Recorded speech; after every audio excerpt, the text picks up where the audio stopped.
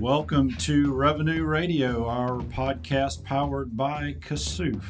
I am your host, Jeff Dance. I'm the Executive Director at Kassouf Healthcare Solutions, where we strive to enhance the business of medicine for you, the practice manager, the physician, and the practice owner. Hey, it's good to be back on our podcast. Russ Dorsey, who is our producer, and he's also the director of our information technology here at Kassouf. We're in our new broadcast studio, so it's great to be in here and be a part of our new digs. Glad to be here. It took a little while to get into this room, but you moved a bunch of people down here too. That's right. That's right. We're working hard to coexist. You got to stop growing. Yeah. Well, thanks, Russ, for all you do to help us get this up and running. And I know Tara Arrington in our marketing and media relations department is a big part of our production as well. Hey, today our special guest with us is Erin Price. Erin is with Riverbank and Trust. It's good to have you here, Erin. We're going to be talking a little bit about how the banking industry impacts that business of medicine, and a little bit about Erin. I'll let you tell a bit more about yourself, but Erin has been in large corporate banking for 12 years. The last 5 years or so, he's been in the finance division with Riverbank and Trust. He focuses on healthcare and helping our physicians and physician owners in various different practice lines make wise banking decisions. And we're really fortunate to have him here today, and we thank you for your time and look forward to hearing from you as you add value to our discussion, as well as those who listen in. And we're just gonna jump right in, Erin, and see where we go with this. I love it. All right. I'm appreciative of you having me on and excited to be talking. Good. Well, our focus today is going to be on the current banking considerations, kind of that environment and such. And so we hear a lot about the interest rates spiking and some of what's going on with inflation and such.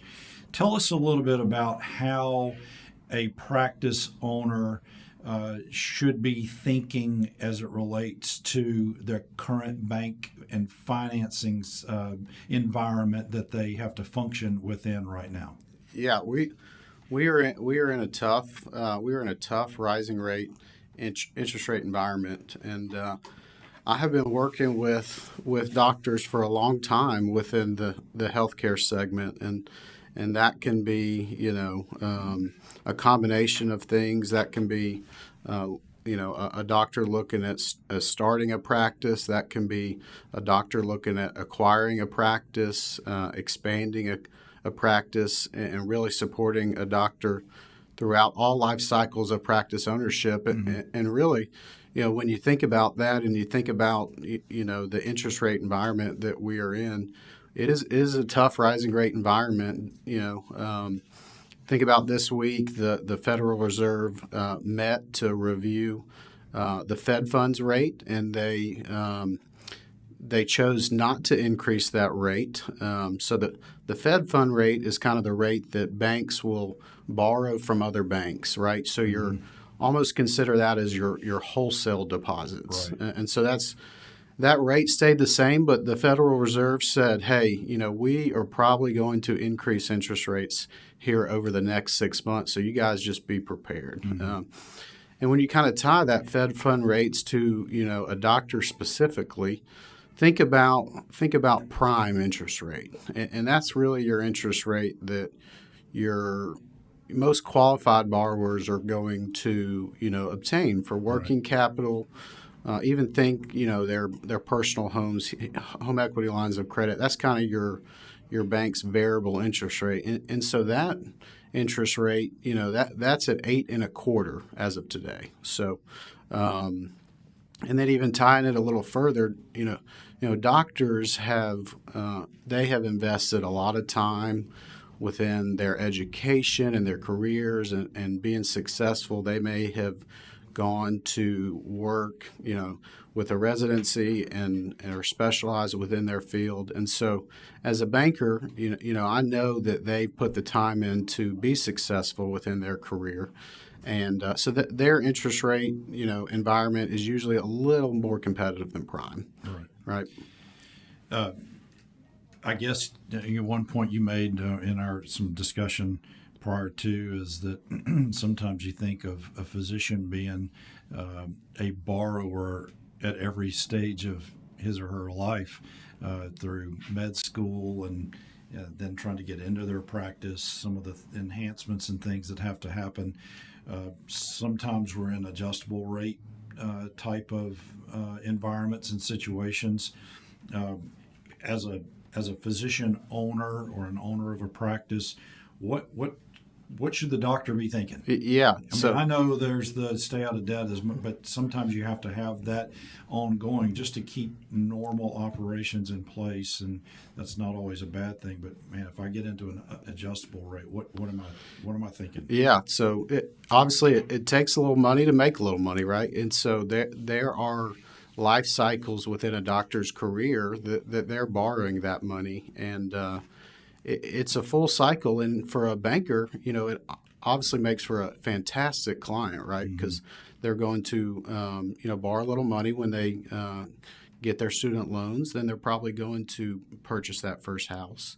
And then it comes time to either start that practice or buy into the practice, acquire a practice. And so a banker that understands healthcare can support that doctor throughout all life cycles of practice ownership. And then, we do have, there are a lot of different loans out there for doctors. And so there are some adjustable rate commercial loans.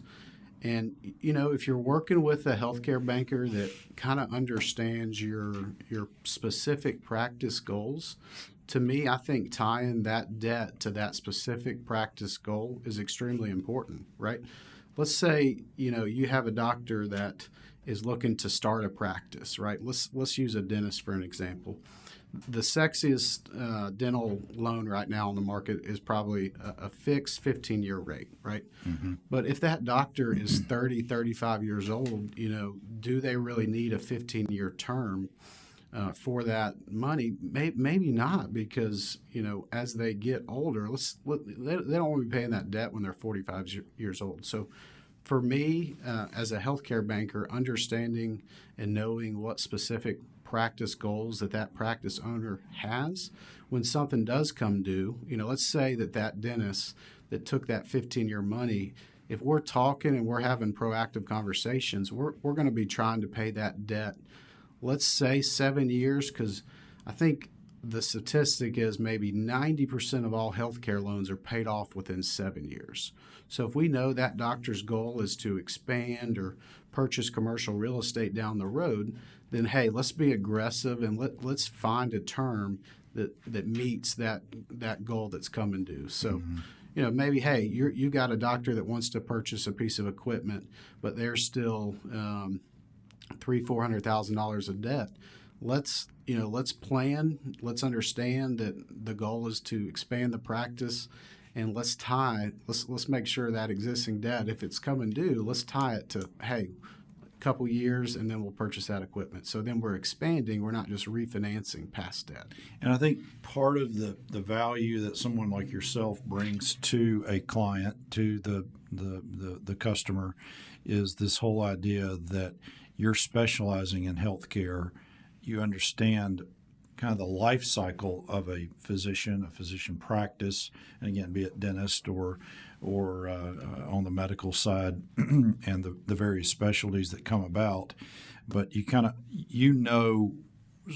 where they're coming from, where they're trying to get to, being able to speak their language and staying in that industry is really important to a physician client, and how they need to structure their, not only the banking relationship, but the financing that needs to come about through all of that.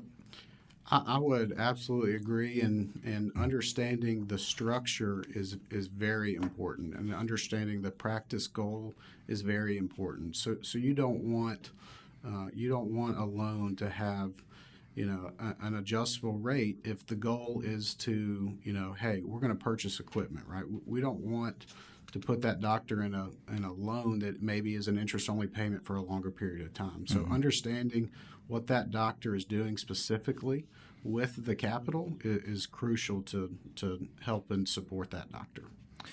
So, yeah, we know cash is king. Everybody needs to hold that cash. We hear all the discussion back and forth about it and such. The banks now seem to be promoting more of hey, we'd like your deposits more so than what can we do to finance you right now.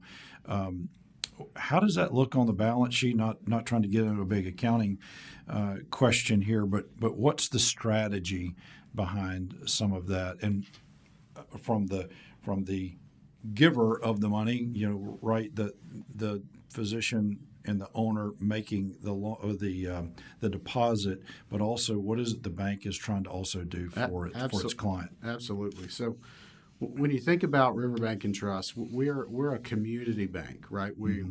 We are taking local community deposits and we are making local loans to small businesses in Alabama, right?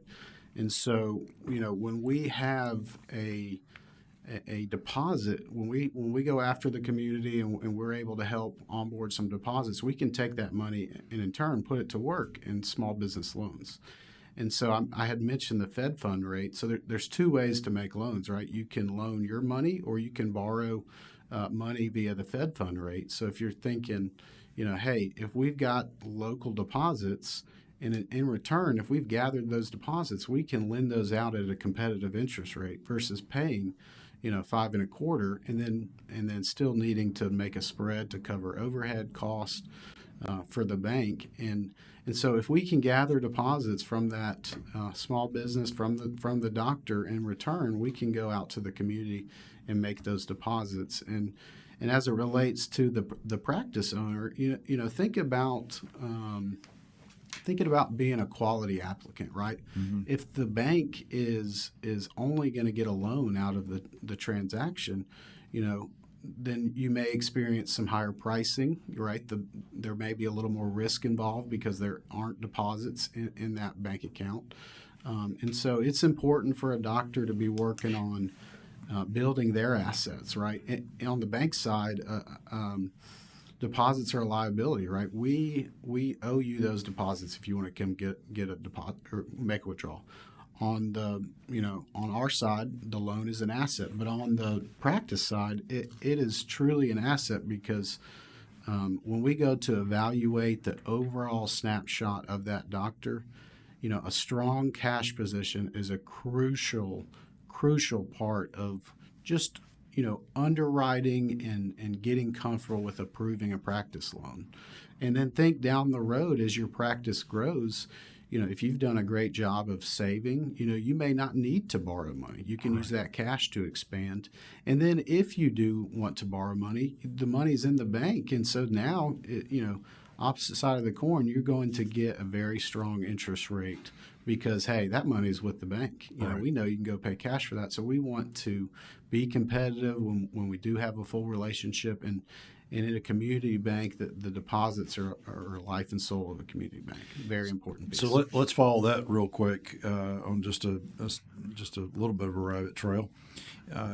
We've heard some of the situations with the banks failing and that, and some depositors may be a little leery of the community bank setting. It may have that persona as being a little, or perception as being a little bit smaller, riskier.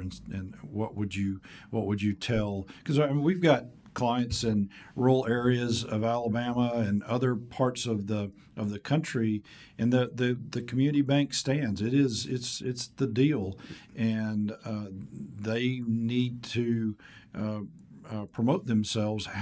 What's the security factor? How do you pitch that message that you're not going to fail? So Riverbank, we take local deposits in the state of Alabama, and we make loans to small business and homeowners in the state of Alabama. we have been in business since 2006. When you think of Alabama state chartered banks, you have one very large national bank that's home here. Then you have a regional bank that's about $12 billion in assets, and Riverbank is $3 billion in assets. And so I think the average size of our deposit customer is about $50,000. And so well below of having anything centralized or anything concentrated. We're making very smart loans to small business owners in the state of Alabama. We are rapidly growing as well. We're expanding. The bank is, we just opened our 23rd location in Florence. And so, Birmingham, we've been going for a year strong now. We have offices in Montgomery. So the bank was started in Prattville, Montgomery, Auburn, Clanton, Huntsville, again, Mobile, Birmingham.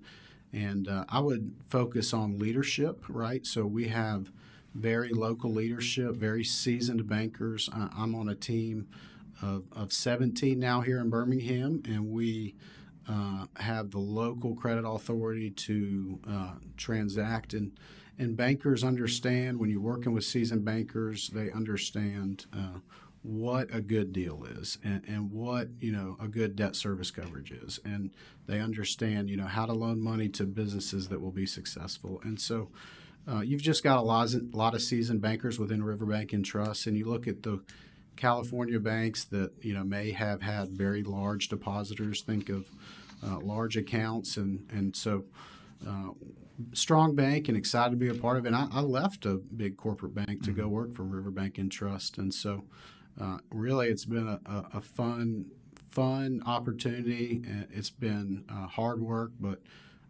it's a good bank with great leadership. And in fact, our CEO is here in Birmingham today. He's out making calls. I may get in trouble for being on this podcast. Well, I'll be glad to vouch for you, and he can take it up with me. So again, not promoting one over the other per se, but somehow a relationship is built, a decision's made. I want to change banks. I want to move those deposits over to a bank. What are some things that I need to be thinking about as it relates to that? Or even if I don't want to necessarily mutually exclusively stop one and start another, but what might be some considerations I need to be thinking about as a practice owner, manager, director, something along those lines where I'm making that decision? What do I need to think about as I change banks, open a new bank account with a new bank? What are some steps that would be required? Well, everybody gets this thought process in their head that, changing banks is just brutal. But in today's world with the technology, it is just a simple process. And if you're working with a seasoned banker that not only wants but appreciates your banking relationship, they're going to go above and beyond to earn that business. And speaking for Riverbank, where I work, we use the power of technology to reach out there and hey, if we have a great conversation and there's an opportunity for me to support your practice, I'm going online. I'm grabbing your articles of formation or incorporation online, and hey, I'm going to have a conversation with you, kind of understand your practice goals, your practice needs, and we will make sure that we're in the right type of account for your practice. But it's so easy with the power of technology, and I've got a great team member that I work with that not only after we onboard you, we're going to make sure that hey, checks are received, debit cards in hand, interest rate that is, hey, we're paying for some deposits right now. And so making sure everything is set up correctly the first time, and it is a painless process. So I would say if your banker isn't appreciative of your business, if they aren't calling proactive, making sure that your practice goals or needs are being met. Right now, the interest rate environment, yes, it's high on loans, but it's also high on the deposit side, right? And so if you have a large balance sitting at a bank and they're not paying for it, then hey, any banker would welcome a conversation to try to earn that business and review what that they can offer for you. Good. So that kind of reviewing and helping an owner out. And another type of change is, say I have a line of credit with a bank. At what point do I want to term out that balance that's still out there? And what are some of the strategies of terming out a line of credit? Maybe explain a little bit of that for us. Working capital is crucial for a business to succeed. There is no ifs, ands, or buts. And I love providing working capital to small business owners in the state of Alabama to help those businesses grow. And so if you're working with a banker and within the healthcare segment, if they understand how you're going to use that working capital, sometimes you may not want to put an equipment loan on a working capital line of credit, right? So communicating with the banker and understanding and knowing what your goal is and how you're going to use that working capital is so crucial, because if you think about a working capital line of credit, think about maybe a doctor and they're wanting to onboard another doctor, right? And they know that practice is going to increase collections $100,000. So let's say, hey, we don't want to use all our cash to pay that doctor's salary. A perfect example of a working capital line of credit would be, hey, let's go ahead and fund this doctor's salary, $30,000-$40,000. We know we got $100 coming into the bank, and let's go ahead and pay off that line. So to me, understanding how the capital is going to be used is important. But if there is a balance, let's say you borrowed some money to start a practice, right?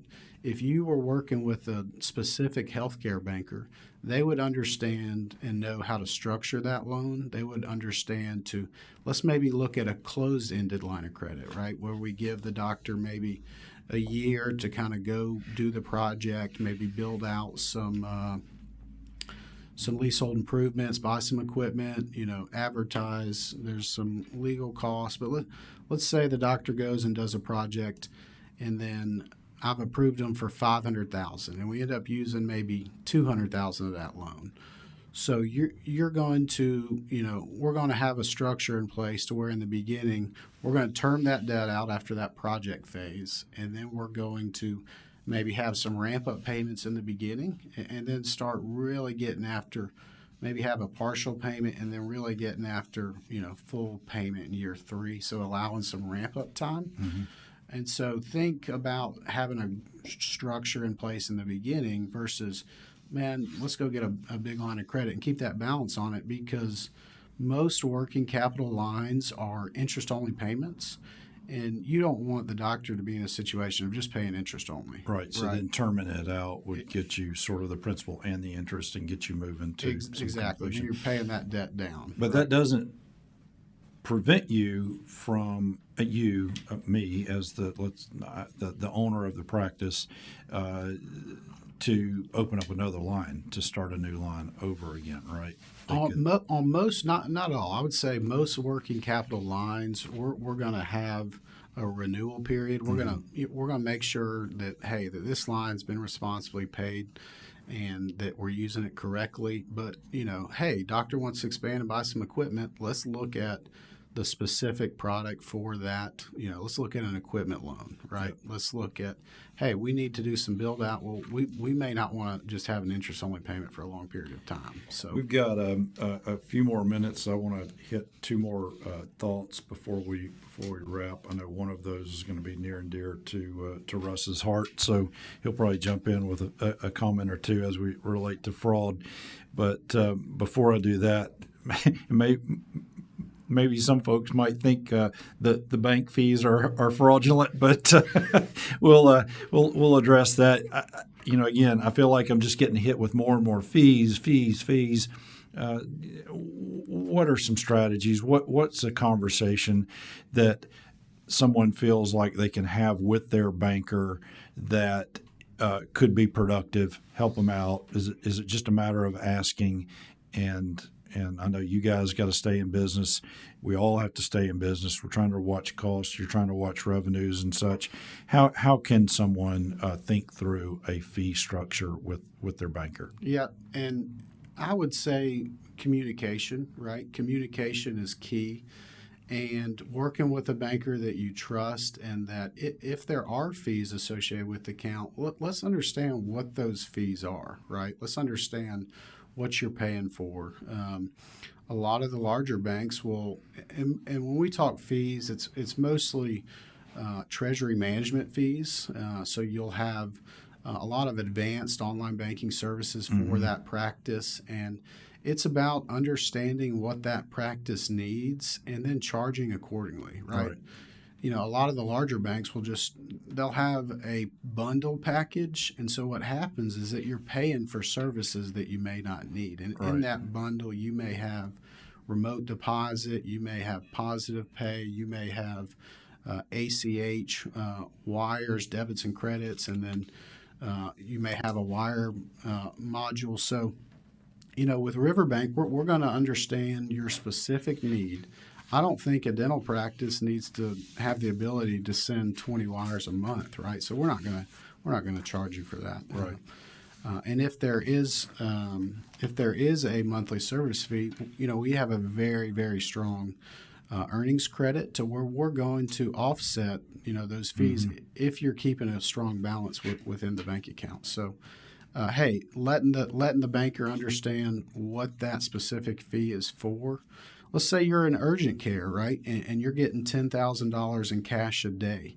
It may be worth paying a little extra money to have a safe at your practice and putting that cash in there. But not everybody is going to pay for that, right? I'd rather use a lockbox. Let somebody else handle it. But that's another service and an opportunity again with the bank to help out the. But we don't want to be paying for, we don't want a customer to be paying for a lockbox if they don't need it. Exactly. Certainly. Yep. So understanding those goals, streamlining those payments for the customers and making sure that they are truly in the right products and services, I would say that is the goal of the banker. Well, speaking of security and lockboxes and such, real quick, and you mentioned positive pay. A lot of times we see that as a fee that we may not need. But what is positive pay? What are some things you're seeing from a fraud standpoint? You and I have talked about this in the past. Give us a quick thought on fraud. Don't do it, right? But what are some things that, from your perspective, you're seeing that could help the listener out in the banking world? What are you seeing, and what could help us to know right now? Well, fraud is out there. It's not if it'll happen; it's when it'll happen. I mean, truly, I think the statistic is, of every small business, 56% or some type of fraud happens to them every 2 years. And so it will happen. And it's about understanding your internal controls, right? What can you do to eliminate paper? What can you do to eliminate, your account number just being out there? Some internal things that I have seen, and this is, within the last couple weeks. So, office manager may be receiving checks and marking paid via QuickBooks. Right? And then that money doesn't get in the bank account. And it may not be a lot of money, but think about a time period of over a year where you've gotten a fraudulent check, or, that employee has siphoned $150 here and there, and it certainly adds up. So, but it could be. It could be a lot of money. Exactly. Right? It is a lot of money over a period of time. Right. It could be a large check, right? Yeah. And so as they get deeper and deeper into it, I think, something like that can happen. Wire fraud is it's out there. It happens all day, every day. Think about an example that I deal with very often is a doctor wanting to purchase equipment, right? And somebody has compromised that doctor's email or maybe that sales rep's email. And then, they see the communication going back and forth of like, hey, we're ready to purchase this equipment. Mm-hmm. It's time to send payment, right? And then that fraudster comes in and they throw the invoice in with their routing and account number in. And then all of a sudden $100,000 is out of the bank. Right. And so, be careful who you're doing business with. Reputable suppliers and vendors, people that have that technology in place is very important. Anything you can do to eliminate paper, but you mentioned positive pay, and that's a service that the bank will provide And essentially, we're just letting you check to make sure, there's a few types of positive pay. We can check on checks where we're going to verify some information, right? We're going to make sure that the check number, that the amount, that the payee, you may turn in the 10 checks, 20 checks that you've written for the day, and then you're going to upload a file, and then we may say, hey, this one was not in those checks that you let us know. Do you want to pay or do you want to decline? Yeah, right? and that's big with especially patient refunds, and just getting them out there. It's a list of names, Right. And the bank doesn't know those from anyone else. The practice should know, but what happens if somebody ghosts a check in there and it's routed, to their family member or friend or something else? I mean, we don't want to be paranoid, but we got to be really respectful of what could happen during the day's time. Yep. Yep. And then think about on the ACH side of things, like if you're working with the same vendors, we can go in and approve those vendors for a certain amount. We can say, hey, we're comfortable paying $1,000 to $3,000 to this vendor, but if the vendor is not on the list, we do not want to pay them, right? And so, or if it's a 10 times that amount, maybe somebody's keyed in an extra zero, right? Whoa, red flag. Let's make sure that we decline this and get with them to see why they're trying to debit $30,000 instead of $3,000. Yeah, we've got multiple step controls. So the person requesting for instance, the patient refund versus the one who actually keys it into QuickBooks, that's different. The person who's watching the bank is different from the person who's actually keying the refund, and then the one who signs it is even different. So there's 4 steps to actually getting that check. I know it's paper, but getting that check out the door back to that patient or the insurance company on any type of refund. So, and it's all documented. The check just doesn't come for a signature. It's got to have the backup with it. And again, that's some paper, but the word to the practice is don't just have one person doing everything. Right. Dual control is so important. And unfortunately, those policies that you guys and that the practice have implemented are from the result of fraud. Right. Right. So you've strengthened that process, which is crucial to protecting, because the fraudsters are out there. I mean, they are. So. Yeah.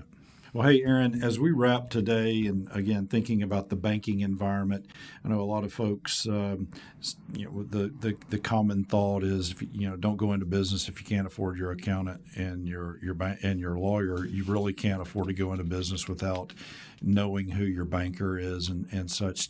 What are some kind of closing strategies or thoughts, real quick, as we wrap today's podcast? Well, I will say, as a community banker, the relationship that you just mentioned, it is crucial, and we are, there to support you throughout all phases of practice ownership, and working with somebody that understands that is very important. And so the value that a banker that understands your industry, it's priceless, and that could be as simple as me making an introduction to you for that doctor to say, hey, and you kind of go in and doing your thing and providing the consulting services that you do. But high level, as a community bank, it's just a different process. We're very hands-on. We know our customers. We know the goals that they have to meet, and we're certainly there to support them any way we can. Very good. Well, Erin, thank you so much for giving your time today. It's been a true pleasure, and learned a lot. And I wanted to just make sure that, again, it's just another part and another facet of what we do in practice management is knowing that banking environment. So anyway, with that, we're going to sign off. We want to thank you for being a part of our Revenue Radio here, powered by Kassouf. Again, I'm your host, Jeff Dance. I'm the Executive Director at Kassouf Healthcare Solutions. Russ, thank you for getting us through today. and we are always available to help enhance the business of medicine in your practice as the practice manager, the physician, and the practice owner. Thanks and have a great day, and we will see you back with another segment in our Revenue Radio.